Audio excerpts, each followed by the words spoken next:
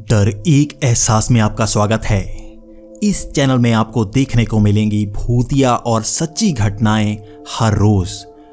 तो अगर आपको ऐसी ही वीडियोस देखना पसंद है तो हमारे इस चैनल को सब्सक्राइब जरूर कर लें। तो चलिए अब बढ़ते हैं अपनी कहानी की ओर। मैं दिल्ली का एक टैक्सी ड्राइवर हूं। मेरा काम अपनी सवारी को उठाकर उसकी मंजिल तक पहुंचाना होता है। वैसे तो मैं दिन के वक्त ही ड्यूटी करता हूं, लेकिन कभी कभी जब पैसों की ज़्यादा ज़रूरत होती है तब मैं रात को भी ड्यूटी करता हूं। ये शहर भी तो रात दिन चलता ही रहता है, इसी कारण रात को भी अच्छी कमाई हो जाती है। वैसे भी रात को ज़्यादा टैक्सी ड्राइवर अवेलेबल नहीं होते, इसी कारण जो अवेलेबल होते हैं वो थोड़े पैसे ज़्यादा ले लेते हैं। मैं भी इसी कारण रात को ड्राइविंग किया करता था, क्योंकि रात को कभी कभी लोग 50-100 रुपये ज़्यादा दे देते हैं। वो सेफ फील करते हैं, इसी कारण थोड़े पैसे ज़्यादा दे देते हैं। मैं भी इसी का फ़ायदा उठाकर कभी कभी रात को ज़्यादा टैक्सी चलाता हूँ। ये घटना भी मेरे साथ रात को ही घटी थी। वैसे तो मैं शहर में ही गाड़ी चलाता हूँ, लेकिन कभी कभी अगर सवारी कहे तो शहर के बाहर भी उसे छोड़कर आना पड़ता है। ये किस्सा भी कुछ इसी तरह है। ये समय लगभग रात के 1 बजे था। इस समय पर सारी सड़कें सुनसान होती हैं, लेकिन जिसे यहाँ वहाँ जाना होता है वही रोड पर खड़ा होता है। मैं भी ऐसे ही टैक्सी से जा रहा था, तभी रास्ते में एक लड़की मिली जिसने मुझे हाथ दिया। मैंने भी टैक्सी रोक ली और वो लड़की सीधा टैक्सी में आकर बैठ गई। मैंने उससे पूछा कि कहाँ जाना है, तो उसने शहर से बाहर का एड्रेस बताया। मैंने उससे पैसों की बात कर ली कि इतने पैसे लगेंगे वहां जाने के। उस लड़की ने भी कोई सवाल नहीं किया और उसने कहा चलो। शहर में थोड़े कम पैसे लगते हैं, लेकिन शहर से बाहर जाने के 50-100 रुपये अलग से लगते हैं। वो लड़की तैयार थी, इसीलिए मैं भी टैक्सी चलाता गया। मैं उस लड़की से बात नहीं कर रहा था, क्योंकि कई कस्टमर सेफ फील नहीं करते अगर टैक्सी ड्राइवर ज़्यादा सवाल पूछते हैं। वो थोड़ा अनसेफ फील करने लगते हैं और उनको लगता है कि टैक्सी ड्राइवर उनके बारे में ज़्यादा पता लगाने की कोशिश कर रहा है। इसी कारण मैं चुप था। लेकिन तभी उस लड़की ने बात करना शुरू कर दिया। वो मेरे बारे में पूछ रही थी कि मैं इतनी रात को टैक्सी क्यों चलाता हूँ। वो मुझसे बार बार बातें कर रही थी, इसी कारण मुझे भी जवाब देना पड़ रहा था। मैं भी उसको बता रहा था कि रात को पैसे थोड़े ज़्यादा मिलते हैं, इसी कारण मैं रात को ड्राइविंग भी कर लेता हूँ। वैसे भी दिवाली आने वाली है, इसी कारण मैं सोच रहा था थोड़े पैसे जोड़ लूं और दिवाली पर घर का थोड़ा सामान ले लूंगा। वो लड़की भी बातें कर रही थी, इसी कारण मैं भी उससे बातें करने लगा और उसके बारे में पूछने लगा। वो लड़की भी बिना हिचके अपने बारे में बता रही थी। वो बता रही थी कि वो शहर के बाहर रहती है और काम के लिए यहाँ आती है। वैसे तो अक्सर उसे इतनी देरी नहीं होती है, वो लगभग 6 से 7 बजे घर को निकल लेती है। वो ज़्यादातर बस से ही जाती है, क्योंकि उसकी सैलरी ज़्यादा नहीं है। लेकिन आज बहुत देर हो चुकी है, इसी कारण उसे टैक्सी से जाना पड़ रहा है। काफ़ी देर हो गई थी, कोई टैक्सी वाला नहीं आ रहा था।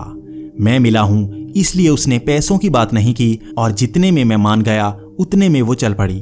तब उसकी मजबूरी देखकर मैंने भी उससे कहा कि कोई बात नहीं मैडम, 50 रुपये कम दे देना, दिन के वक्त भी इतने ही लेते हैं। चलो आपकी मजबूरी है, आपके लिए थोड़ा कम कर देता हूँ।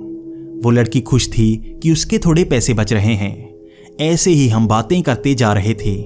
अब शहर खत्म था और हम शहर के लगभग बाहर आ गए थे। जैसे ही हम शहर से थोड़ा बाहर आए, वो लड़की अजीब अजीब बातें करने लगी। वो लड़की कह रही थी कि तुम अच्छे ड्राइवर लग रहे हो। ज़्यादातर ड्राइवर तो अकेली लड़की को देखकर उसका फ़ायदा उठाने की कोशिश करते हैं। क्या तुम भी मुझे कहीं सुनसान जगह पर लेकर तो नहीं जाओगे? तभी मैं हंसकर उससे कह रहा था कि मैडम, मैं शादीशुदा हूँ और मेरा घर अच्छा चल रहा है। वैसे भी इसमें कमाई अच्छी है, तो मैं ऐसा कुछ नहीं करता। मैं एक अच्छा इंसान हूँ। ऐसे ही हम बातें करते जा रहे थे। ऐसे ही बातें करते करते जैसे उसका पारा बढ़ने लगा, वो अब मुझ पर चिल्लाकर बातें कर रही थी। मैं भी हैरान था कि वो ऐसी चिल्ला क्यों रही है। पहले तो मुझे लगा कि वो किसी बात पर गुस्सा है, लेकिन धीरे धीरे वो मुझ पर चिल्लाने लग पड़ी थी। अब मुझे भी गुस्सा आने लगा था कि वो मुझ पर क्यों चिल्ला रही है। अगर बाकी टैक्सी वाले ऐसे हैं तो वो मुझ पर क्यों चिल्ला रही है। थोड़ा आगे जाकर हम दोनों में बहस सी होने लगी। मुझे खींच आ रही थी कि वो मुझे ऐसा क्यों बोल रही है।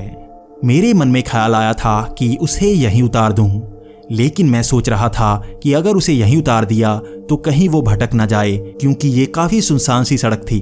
तो मैं भी उससे कह रहा था कि तुम्हें घर तो छोड़ ही दूंगा, ज़्यादा बातें मत करो। थोड़ी देर बाद उसने मुझे पीछे कॉलर से पकड़ लिया। अब मेरा दम सा घुट रहा था। मेरी शर्ट मेरे गले पर घूंट रही थी। मुझे समझ नहीं आ रही थी कि वो लड़की अब ऐसा क्यों कर रही है। मेरे मन में ख्याल आ रहा था कि हो सकता है वो कोई लुटेरी हो और मुझे लूटने की कोशिश कर रही हो। तभी मेरी नज़र आईने में पड़ी। मैंने जैसे ही आईने में देखा मेरे होश उड़ गए। बैठते वक्त तो वो लड़की ठीक ठाक लग रही थी, लेकिन आईने में वो एक चुड़ैल जैसी थी। उसकी आंखें पूरी सफ़ेद थी, उसमें कोई पुतलियां नहीं थी। उसके चेहरे पर कई कट के निशान थे। उसके बाल जैसे सफ़ेद हो चुके थे। वो जैसे चमक सी रही थी और उसके जैसे आर पार सा नजर आ रहा था। मैं डर गया था, क्योंकि यहाँ पर भूतों की कहानियाँ सुनाई जाती हैं जिसमें ऐसी ही भूतनियाँ होती हैं। मैं ब्रेक लगाकर खुद को बचाना चाहता था। मैंने ब्रेक लगाने के बाद जैसे ही दरवाज़ा खोलना चाहा तो मेरी नज़र पीछे पड़ी। पिछली सीट पर कोई नहीं था। मैं हैरान सा हो गया कि मुझे पिछली सीट पर कोई क्यों नजर नहीं आ रहा। ना तो कोई खिड़की खुली और ना ही वो लड़की बाहर गई। मैंने तो डोर अंदर से लॉक कर दिया था। ये देखकर मेरे होश उड़ गए। मैं दोबारा गाड़ी में नहीं बैठा और बाहर निकला। मैं तभी एक ढाबे की तरफ भागा। वो ढाबा अभी भी खुला था। जैसे ही मैं उसके अंदर गया, वो लोग मुझे देखकर हैरान थे। मैं बहुत ही हाँफ रहा था और मेरा जैसे रंग सा उड़ गया था। वो ढाबे का मालिक मेरी तरफ देखकर हैरान था। वो सोच रहा था कहीं मुझे किसी चोर वोर ने तो नहीं पकड़ लिया था। लेकिन मैंने थोड़ी सांस ली और उसको अपना सारा किस्सा बताया। वो मेरी तरफ हैरानी के साथ देख रहा था। उसने मुझे पानी पिलाया और बैठने को कहा। मैं उसको बोल रहा था कि उस गाड़ी में कुछ गड़बड़ है। उसने पानी पिलाकर मुझे ठंडा किया और काफ़ी देर मुझसे इधर उधर की बातें की। पहले मेरी सांस फूली थी, अब थोड़ी ठीक हुई थी।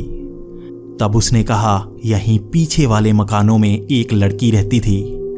एक टैक्सी ड्राइवर ने उसका मर्डर कर दिया था। कहते हैं वो लड़की यहाँ अक्सर टैक्सी ड्राइवर को नजर आती हैं। वो अक्सर टैक्सी ड्राइवर का गला घोंटने की कोशिश करती है। उस दिन से मैं बहुत ज़्यादा डर गया था। मैंने इस किस्से के बारे में अपने कई दोस्तों को बताया तो उन्होंने भी मुझे कहा कि कई बार रात को इसी तरह से उनको भी लड़की नजर आई है जो उनकी गाड़ी में बैठी और ऐसा ही कुछ हुआ। उसके बाद से मैंने कभी रात को गाड़ी नहीं चलाई। मैं इस बात को सोच सोच कर आज भी डर जाता हूँ और रात को गाड़ी नहीं चलाता। अगर कभी सवारी छोड़ने में मुझे रात हो जाए तो मैं कभी गाड़ी में किसी को नहीं बिठाता और सीधा घर को आ जाता। मेरे मन में यही सवाल आता है कि उसने किसी को नुकसान नहीं पहुंचाया। लेकिन अगर कोई टैक्सी ड्राइवर हवस वाला उसे मिल गया होगा तो कुछ भी हो सकता है।